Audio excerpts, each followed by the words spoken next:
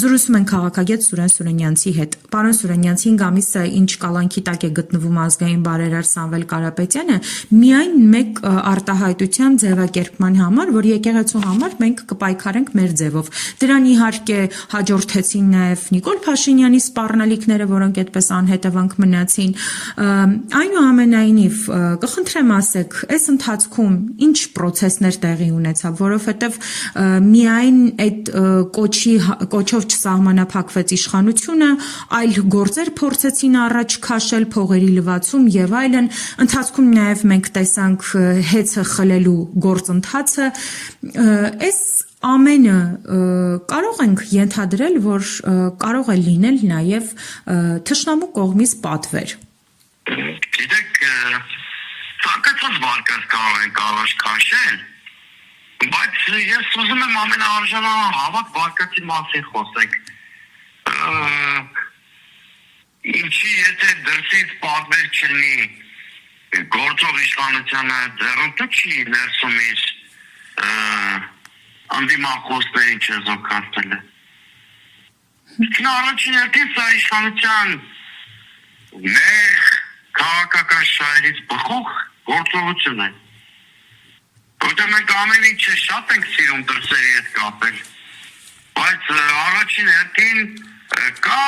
շատ տվակնակ վիճակ, մարդը դիմադրության բոլոր կենտրոնները չեզոքացնում է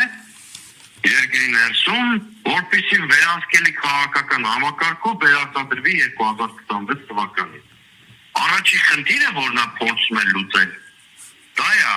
հետո դրանից հետո դրսի պատվերները կկատարի, պահանջները թե չի կատարի, ավելի շուտ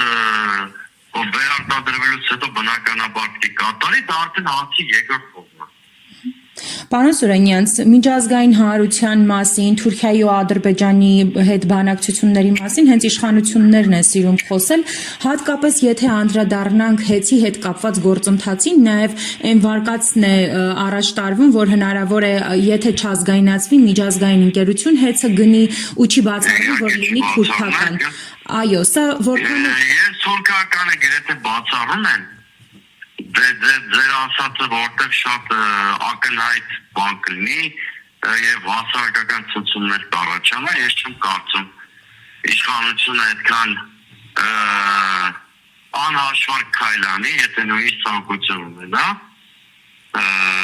բայց որ Հայաստանի բյուջեն չի կարող այդ ծանրության տակ մնալ, այսինքն պետությունը չի կարող ինքը փոխհատուցել այդ ծախսերը, որտեղ դրանք 400 միլիոնը գերազանցող ամերիկյան դոլարի մասին է խոսքը, այդ բյուջեն ուղղակի այդ հնարավորությունները չունի։ Հետևաբար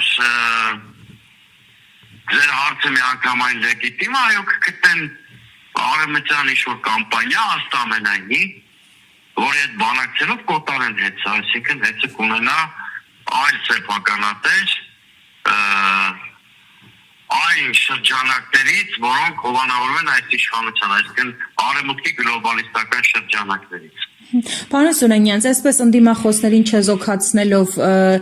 ոնց ենք գնալու 26 թվականի ընտրություններին։ Մենակ իրենք են մասնակցելու ընտրություններին։ Տասնյակ անգամներ եմ խոսել այդ մասին, որ եթե մենք ուզում ենք մրցակցային ընտրական միջավայր ձևավորենք, առաջին հերթին բոլորս պետք տարաձայնությունները մի կողմ թողած պետք է լուծենք քաղաքականավորների ազատ արձակման հարցը։ Որտեղ եթե մի երկրում կան քաղաքաբանտարկյաններ, մոռացեք օրինական եւ մրցակցային ընտրությունների մասին։ Ես ինքս այդ թեմայի մասին բարձրաձայնել եմ երևի բոլոր իմ հարցազրույցներում։